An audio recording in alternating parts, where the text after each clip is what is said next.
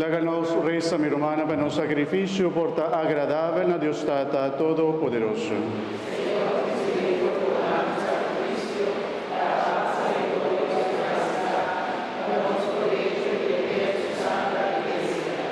Dios nos trata de reunir na mesa de boiú, nos estaba a renovar el sacrificio, para medio de cual Jesús a restablecernos de una amistad.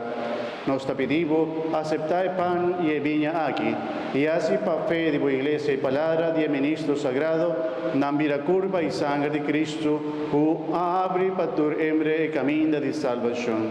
Para medio de Jesucristo, nuestro Señor. Señor sea con vos. Alza vuestro corazón. Háganos agradecer, Señor, nos Dios.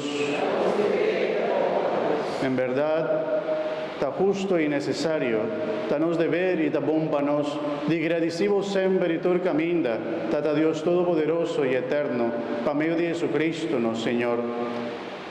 Eta es sacerdote verdadero y eterno, cual instituyó un sacrificio permanente.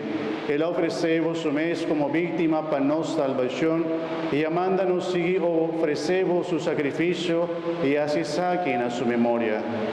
Ahora no recibí su curva sacrificada para nos, comiendo el pan de vida en la banqueta del Señor, nos te proclama su muerto, te ora volvivini. Ahora nos bebe su sangre, derramada para nuestra salvación, y te purificanos y te donanos vida eterna.